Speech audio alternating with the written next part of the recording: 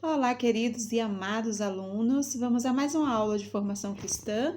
Quero compartilhar com vocês antes um texto que está lá em Salmo, capítulo 30, versículo 5, que diz assim: porque a sua ira dura só um momento. No favor do Senhor, na graça do Senhor, na bondade do Senhor está a vida. O choro pode durar uma noite, mas a alegria vem pela manhã. Então, as tribulações, as dificuldades, nós não vão durar para sempre, porque no favor do Senhor, na bondade do Senhor está a vida, está a solução para os nossos problemas, para as nossas ansiedades, para as nossas inquietações. E o choro, ele pode vir, a tristeza, ela pode vir, o desânimo, mas a palavra de Deus diz que a alegria do Senhor vem pela manhã. Tem um texto que diz que as misericórdias do Senhor se renovam a cada manhã. Ele não nos desampara, ele cuida daqueles que são os seus, dos seus filhos. Então a gente pode chorar, durante a noite, pode sentir tristeza, desânimo, abatimento por causa das lutas, por causa das incertezas, mas uma coisa é certa: a alegria do Senhor é a nossa força e ela virá pela manhã. Amém? Guarda essa palavra no seu coração, porque a tristeza ela não vai durar para sempre, nem o choro, nem os problemas, porque Deus é o nosso refúgio e a nossa fortaleza. Amém? Vamos lá então? Quem está com a apostila de formação cristã, abre lá na página 45, que foi onde nós finalizamos na aula passada. Nós estamos falando sobre dizer não ao egoísmo. Nós vimos que a pessoa egoísta é aquela que pensa apenas em si, nas suas necessidades, nos seus interesses e esquece que os outros também têm interesses, têm necessidades. E geralmente a pessoa egoísta, ela age sem pensar nas consequências. Para alcançar os seus interesses, os seus objetivos, ela simplesmente sai passando, por cima das outras pessoas. Então, não é isso que a palavra de Deus nos ensina e espera de nós, tá bom? Então, nós vimos que o oposto do egoísmo, lembram aqui na página 45, praticando, nós teríamos que encontrar uma palavrinha aqui que seria o oposto do egoísmo. Nós falamos sobre essa palavrinha na aula passada e eu tenho certeza que vocês encontraram, que é solidariedade.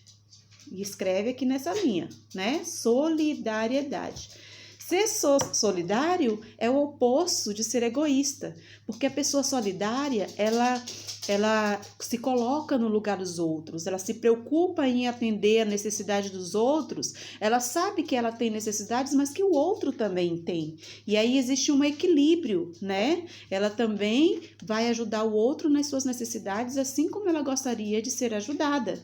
Então, a pessoa que tem um coração solidário é uma pessoa que alegra o coração de Deus, Uma pessoa que Deus tem prazer nas suas atitudes, é aquela pessoa que se compadece, que ajuda na medida do possível, naquilo que está ao seu alcance, ela ajuda o seu próximo, Página 46. Na questão 6, diz assim: podemos compartilhar ou colaborar com o nosso semelhante de diferentes formas. Quais são as formas mais comuns? Troque ideias com os seus familiares, com aqueles que estão aí perto de você. E existem 3 exemplos de maneiras em que nós podemos demonstrar solidariedade, com o nosso próximo.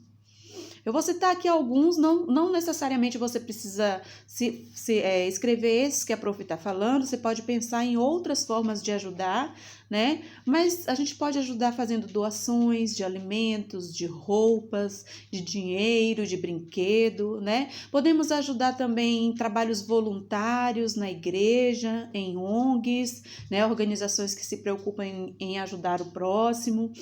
Fazer campanhas para arrecadar alimentos, para arrecadar cobertores nesse frio, para ajudar as pessoas que estão passando frio, às vezes nas ruas, Então, existem várias formas de nós colocarmos a solidariedade em prática, No 7, o brasileiro é considerado um povo solidário.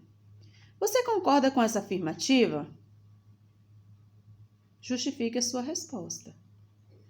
Você concorda que o povo brasileiro, no geral, é um povo que se preocupa com a necessidade dos outros, que se envolvem, né, que ajudam? Ou você acha que não, que o comportamento é um comportamento mais egoísta, cada um pensa em si? Então, a prof não vai interferir nessa resposta, porque é uma resposta muito pessoal.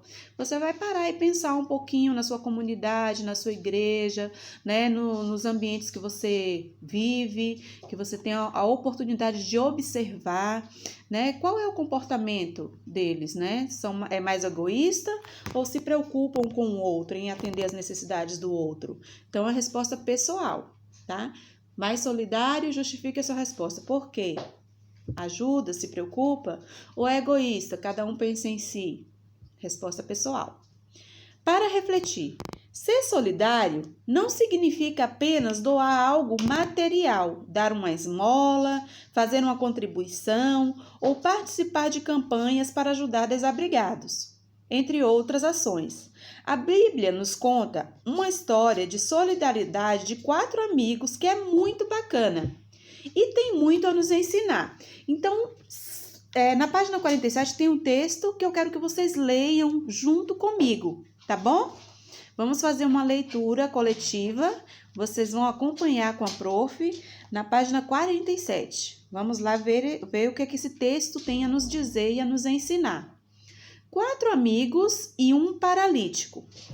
A notícia chegou cedo a Cafarnaum e se espalhou rapidamente. Ele chegou hoje, ele está aqui. Nós vimos o barco chegando, era mesmo ele. Jesus está em casa. E de boca em boca a notícia foi passando. E de boca em boca a notícia foi correndo. E logo se espalhou por todos os cantos da cidade. Jesus estava em casa. Jesus estava em Cafarnaum.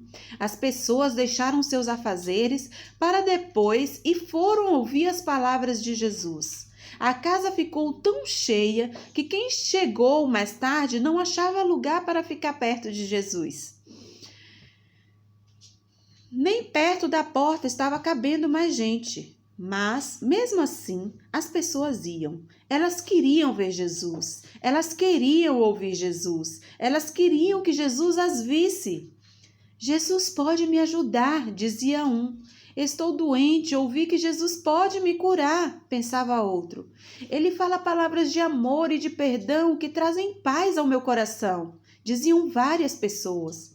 Até as crianças corriam e gritavam. Ele gosta que as crianças fiquem perto dele. Vamos lá, meninada. Ele não vai mandar a gente embora. E assim, mais e mais pessoas iam chegando para ouvir as palavras que Jesus anunciava. Alguns amigos que estavam comendo o pão da manhã, quando ouviram a notícia de que Jesus estava em Cafarnaum, logo decidiram: vamos carregar nosso amigo para ver Jesus. Com certeza ele vai querer ouvir as palavras de Jesus e, além disso, Jesus pode curá-lo.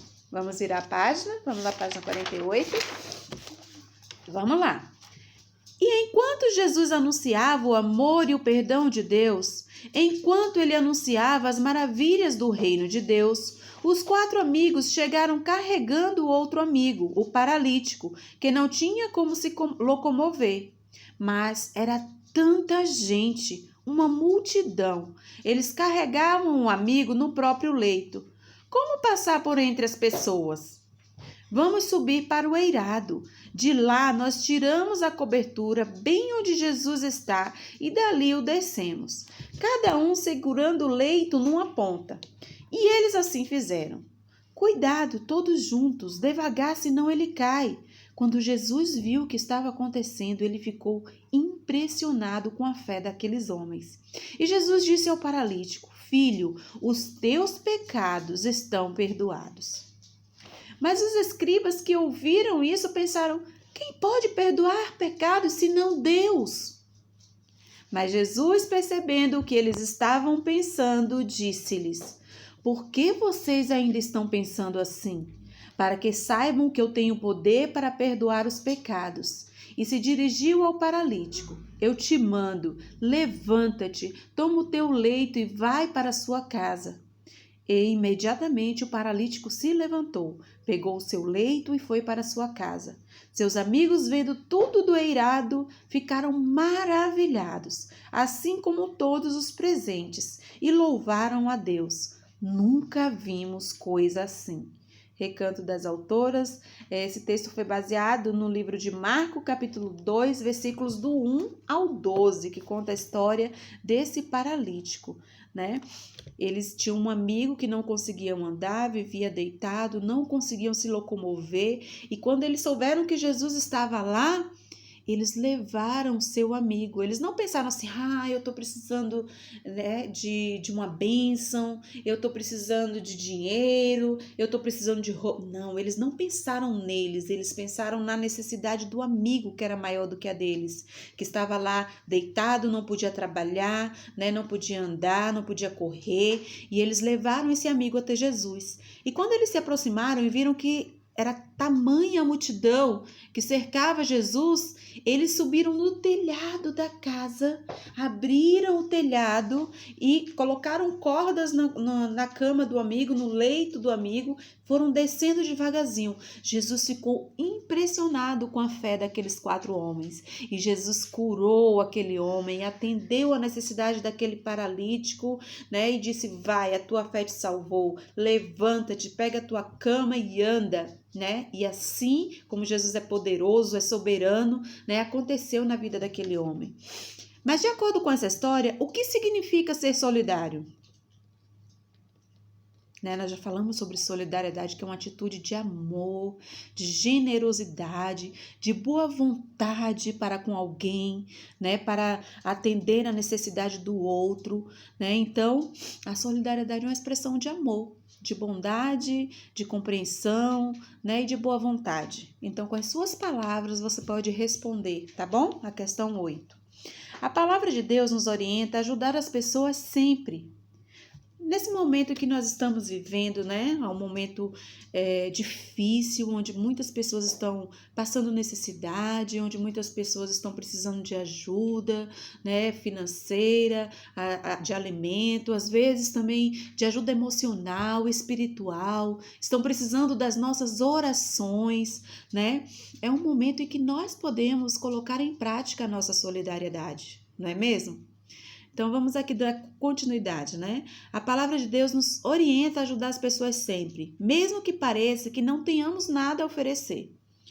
No livro de Lucas, capítulo 6, versículo 38, diz assim, deem aos outros e Deus dará a vocês. Ele será generoso e as bênçãos que ele lhes dará serão tantas que vocês não poderão segurá-las nas suas mãos. A mesma medida que vocês usarem para medir os outros, Deus usará para medir vocês.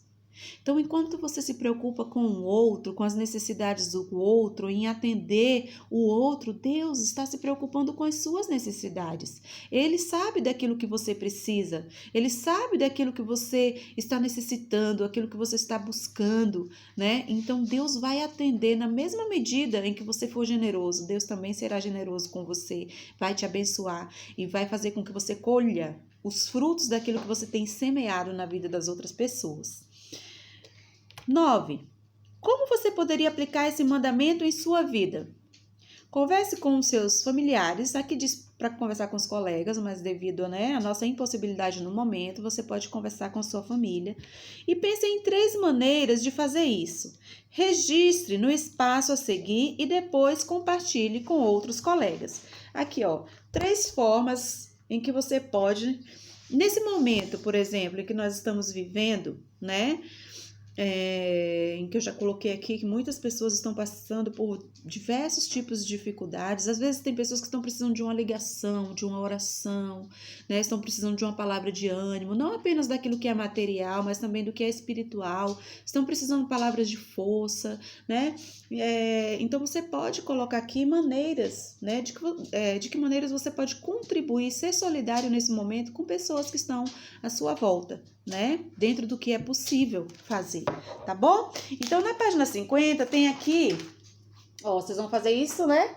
Com calma, gente, com calma, tá? Sem estresse, não precisa correr para fazer as coisas, tá bom? Eu sei que vocês têm demandas, têm outras tarefas para fazer, então podem fazer com calma, tá? No 10 aqui, observe essa cena da história e descubra o que está faltando. Complete o desenho e faça um colorido bem caprichado, tá bom? Capricha aí na pintura desse desenho. E aqui também tá pedindo para você colocar o que tá faltando aqui na cama. Os 4 amigos estão aqui no telhado e a cama está descendo. O que vocês acham que tá faltando aqui? Descobre aí, tá? Pensa, faz aí o que tá faltando, colore esse desenho bem bonito, tá bom? E que Deus te abençoe, que você guarde essas palavras no seu coração, que Deus te dê uma boa semana, que o Senhor te guarde e que o Senhor derrame das suas misericórdias a cada manhã sobre a sua vida e sobre a sua família. Um grande beijo com muita saudade.